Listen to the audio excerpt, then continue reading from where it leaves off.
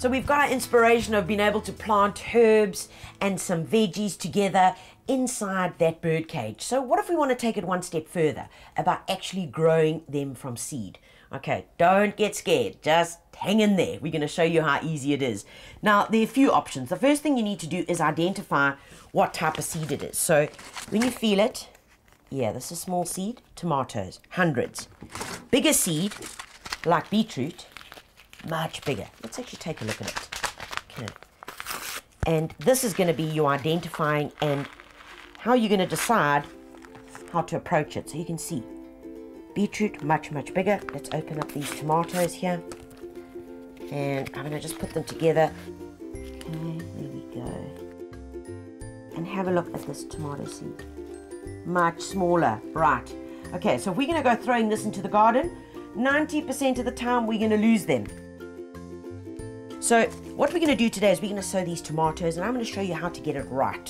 First of all, what we're going to need is a tray. Lots of nice holes in it. Okay, good job. Right, next off we're going to need a block of this stuff, which is coconut peat or coconut husk. Nice and solid, it's been compressed.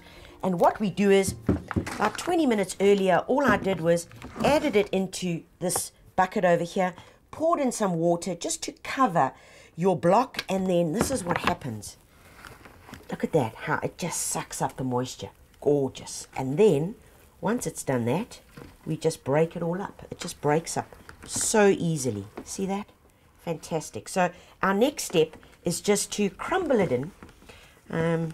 And you end up with this beautiful fine mixture. Now, why I use the coconut husk is for two reasons. One, it's light, it's easy to work with, and the second thing is it has the amazing ability to hold moisture, and that's really what we want. That is the key to making sure that germination is going to be good. You know, we don't want a 50% germination rate. We want like 80 to 90, because then we're firing on all cylinders. So once we've done that, all we're going to do is take some of our coconut husk, and we're going to pop it in to our tray. Here we go. Just throw a bit in. Don't worry about pushing it down now. Please don't do that. Let's move that out the way. So I've got more space to work with here. Right, once we've done that, we can just take a piece of wood, and all we're going to do is use the edges of our little tray just to guide our coconut husk right in so that we've got a nice level surface to work with. You can even just feed it in there with your hands like that. So there we go, nice and level out. Why do we do that? We do that because if we've got a level surface and an even surface, we've got a better rate of germination. And that's what's critical. That's all you need to know about it. Now, next step. I showed you how few tomato seeds there were in here. So what I've got is a little cup over here, and in it is some flour, ordinary cooking flour.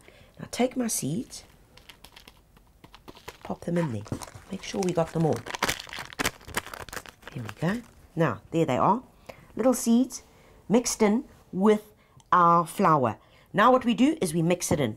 Because the chances that I'm going to get one little tomato seed and being able to put it exactly where I want it is highly unlikely, unless you're going to take a tweezers or something like that. So by mixing it in here, what you do now is you're literally just bulking up the seed. Okay, so you're making it and giving yourself a much better chance of distributing it nice and evenly. So we don't have all 10 tomatoes coming up in one spot in our tray. Not cool. Okay, now that I've mixed it up, cool. What we do now is take a little bit into our hands. There we go. A bit there. And all we do is we just start using it and just gently move it across our tray.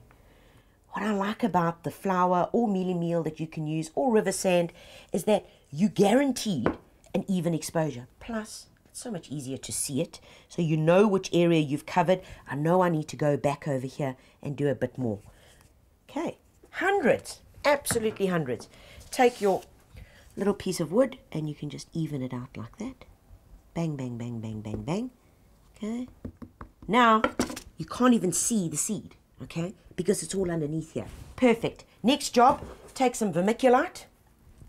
And all we're going to do is just put a light covering of vermiculite on top. See, this is the only covering. We're not burying them, we're not pushing them any deeper, because that's one of the faults. When we are sowing seed, we tend to push it down too deep. Okay, there we go.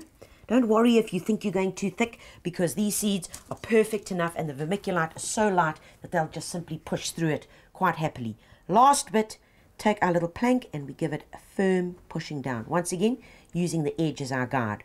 All we're doing now is making sure that the seed is in contact with the vermiculite and our coconut husk.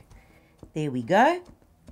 Last job is you can either take the packet, all right, and sometimes I just do that, and all I do is on the edge of it, I just write the date that I'm doing it.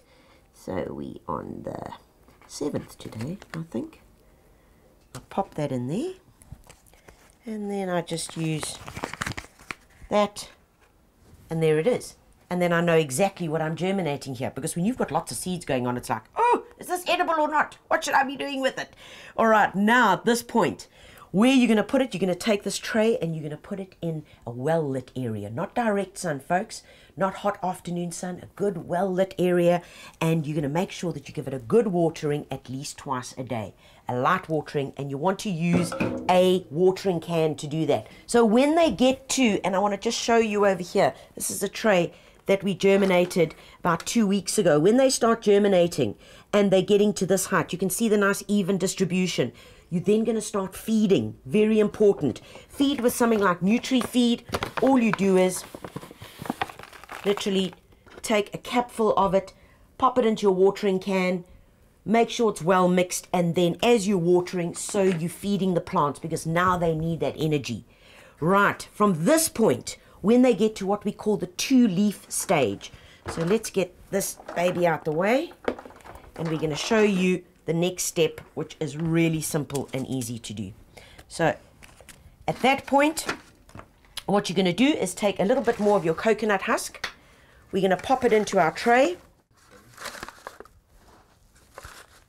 Fill our little tray up. Make sure it's nice and even. Now that I've got this little cavity filled, it's a little 6 tray. It's kind of like the next step. This is into nursery school now. All right, so we're going to take our little label, and all we do is, watch carefully, grab the little guy here, pop it in away from it, and just gently ease it up. And when you do that, watch here, you're going to take all the good soil around it. There's our vermiculite layer. There's some of our coconut husk, and make a little cavity here, and in goes our baby. Ha ha, there we go. And that's what we do. All we're doing is pricking them out, putting them into our little trays, and that is really the next step in our growing and our germination of our little tomato plants. So really is from here, they grow a little bit bigger, get some more leaves on them. When they approximately the height that you would normally see them in a nursery, what we call in the seedling trays, it's at that point that you can then take them and plant them out into the garden, and then they can start growing into your mature plants. At this point, please carry on feeding. Carry on using your Nutri-Feed, making sure that as you're watering, so you're feeding. You can do this, the feeding part, once every 10 days. And remember, you can use this on all veggies and all flowers, and there you have it. That's how easy it is to grow gorgeous tomatoes from seed. And there is nothing better than a popping little cherry tomato straight from the garden.